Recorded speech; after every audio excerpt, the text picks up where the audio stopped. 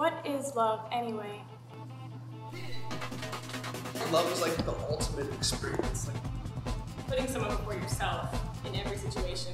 I think of love as being just so unselfish, because like Kurt Winslow talks about how love is never selfish.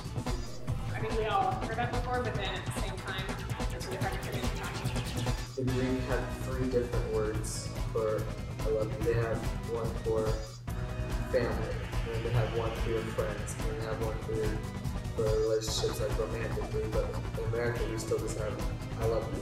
Love never fails. Love will go on forever.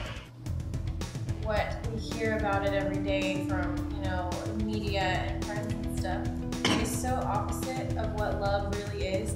Every other person that I walk by is like, oh, I love you, I love you, I love you, and they're talking to their little boyfriends or whatever, and it's like, they really don't understand what they're saying.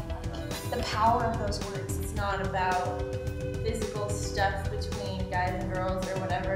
It's not about sex. Love is like so much greater than that, and it's been so cheapened by our society that we don't even know anymore, what real love actually is. that God created us with love and love without agenda, and I think there's a lot of agenda and a lot of people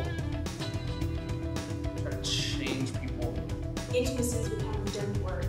Like, when you say that you want to be intimate with somebody, automatically the first thing people think of is, okay, they want to have sex. Jesus, when he died on the cross, he made this ultimate sacrifice for us. And it was like totally out of love. I think something that's really important that people don't understand is God loved us perfectly, and that he died on the cross for us, and he doesn't love us for an agenda, and he's not trying to change us. He loves us for who we are, he loves us where we're at.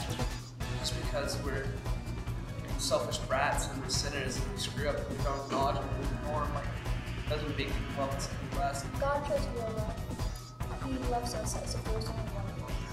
God loves screw-ups. God loves failures. You look through the Bible, the apostles, they weren't anything special. They weren't failures, but they weren't anything special. They were fishermen, carpenters, they were just regular people, and God raised them up so they could evangelize the whole world. God not let us condition. He knows it's not conditional. It's like he doesn't want us to change. He loves us who we are. We don't have to be something different to accept his love or to experience his love. He loves us no matter what. He looks at us and he just, the love pouring out of his eyes, and it's like, he loves us, and we're like, very, very extraordinary.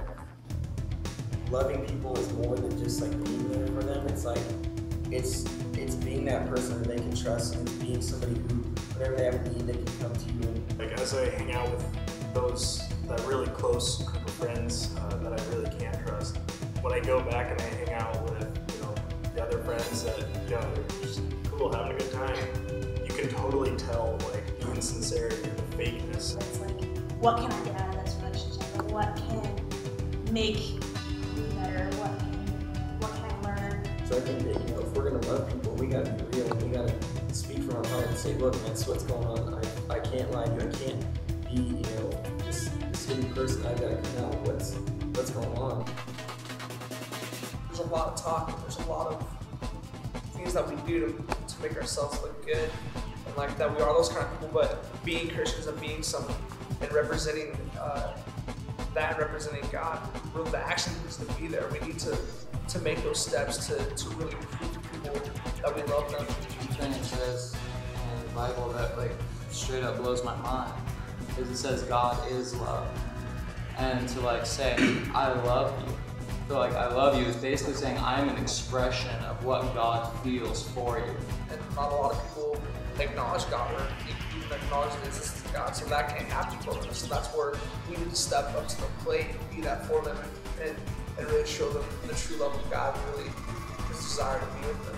I'm not seeking what I can get out of this. I'm not choosing to like do this where I'm not holding myself in such a way that like I'm taking from it, but it's like, no, I'm just gonna give. It's what it's all about being a Christian, loving God with all our hearts and loving others more than ourselves, the two greatest commandments. Love is what it's at, it's what it's all about.